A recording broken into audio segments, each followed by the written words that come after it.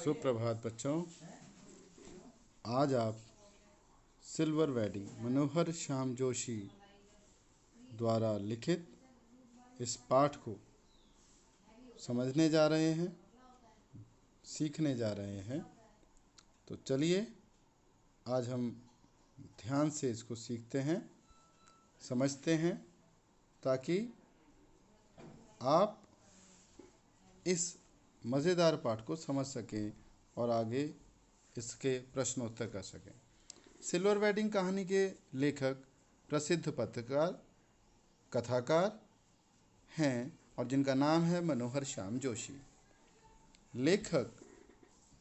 लेखक ने इस पाठ में दो पीढ़ियों के अंतराल का मार्मिक चित्रण किया है।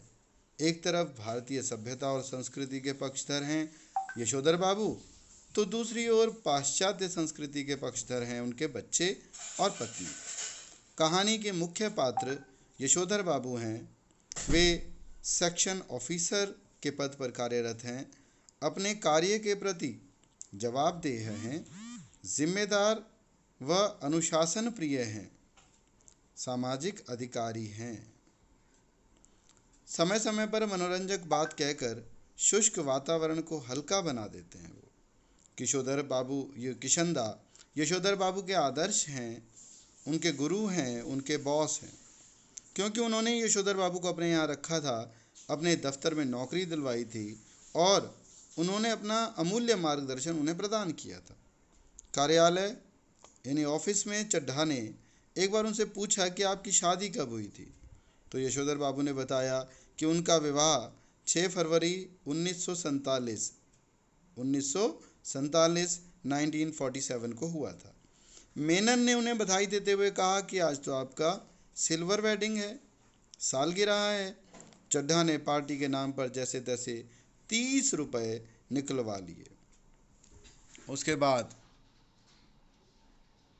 यशोधर बाबू परंपरागत मूल्यों को बनाए रखने के पक्षधर थे।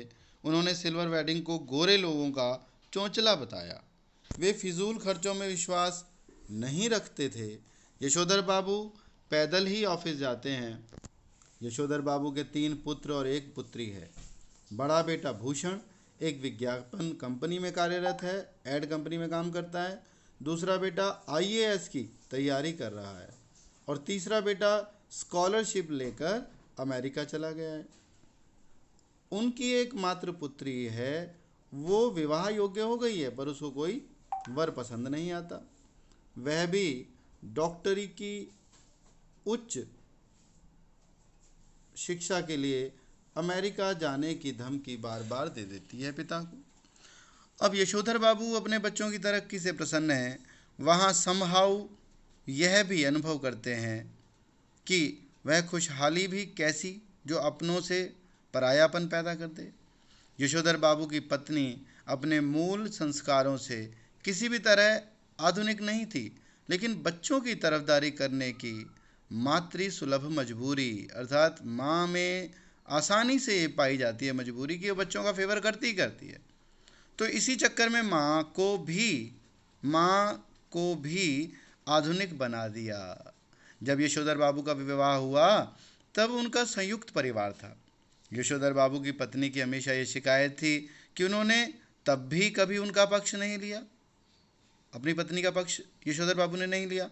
चलो कोई बात नहीं, तब तो वो पारिवारिक बंधनों में उसकी पत्नी जकड़ी रही। अब उनका पत्नी से मतभेद होने लगा है। किशनदा ने यशोधर बाबू की जीवन भर सहायता की थी। किशनदा खुद अविवाहित थे। सेवानिवृत्ति के बाद जो हुआ होगा, इस कारण से ये सोच करके यशोधर बाबू सोचते हैं उनकी मौत हो जाती है। अर्थात यशोधर बाबू को पता ही नहीं चल पाता कि किशनदा कैसे मृत्यु को प्राप्त हुए, क्योंकि वो अंतिम समय में अपने गांव चले गए और वहाँ से उनका संपर्क नहीं हो पाता था। यशोधर बाबू को लगता था कि बच्चों का होना बहुत ज़रूरी है। उनके बच्चे मनमानी करके ऐसा संकेत करते हैं कि मानो उन्हें बुढ़ापे में उनसे कोई सुख प्राप्त नहीं होगा। यशोधर बाबू का मानना है कि जब जिम्मेदारी इनके सिर पर पड़ेगी तो शायद सब ठीक हो जाएगा। अब यशोधर बाबू वैचारिक रूप से अपनी यशोधर बाबू वैचारिक रूप से अपने परिवार से कभी नहीं जुड़ सके। उनका मानना है कि उनके बच्चे उनका आदर करें, प्रत्येक बात में उनकी सलाह लें। बच्चों का मानना है कि बब्बा आप तो हद ही कर देते हैं, जो बात आप जानते ही नहीं हैं आपसे क्यों पूछें हम। बच्चे चाहते हैं कि घर के काम के लिए नौकर रख लिया जाए, जबकि यशोधर बाबू का मानना है कि अपने हाथ से काम करना ठीक होता है। यशोधर बाबू के बच्चे उनकी शादी की 25वीं सालगिरह बड़ी धूमधाम से मनाते हैं, एक भव्य पार्टी का आयोजन करते हैं। इस बात का पता यशोधर बाबू को घर पहुंचकर ही चलता लगता है, क्योंकि बच्चों ने अपने पिता को सोचा था कि हम सरप्राइज देंगे। घर का माहौल देखकर वे आश्चर्यचकित रह जाते हैं। यशोधर बाबू कुछ मेहमानों के चले जाने पर ही घर पहुंचते हैं। न चाहते हुए भी वे पार्टी में केक काटते हैं। वे अपनी पत्नी को केक खिलाते हैं, लेकिन वे खुद केक खाने से मना कर देते हैं। फिर उसी दौरान पूजा पाठ करने बैठ जाते हैं। पार्टी के दिन उनका बड़ा बेटा भूषण उन्हें ऊनी ड्रेसिंग गाउन भेंट करता है। पूरा गाउन है वो, पूरे शरीर को ढकने वाला ड्रेसिंग गाउन भेंट करते हुए भूषण कहता है कि आप सवेरे यही गाउन पहनकर दूध लेने जाया करें। गाउन पहनकर ऐसा लगता है कि किशनदा उन्हें अपने अंगों में उतर आए हैं, जिनकी मौत जो हुआ होगा से हुई होगी। इस प्रकार से हम इस पाठ का सार समझ सकते हैं।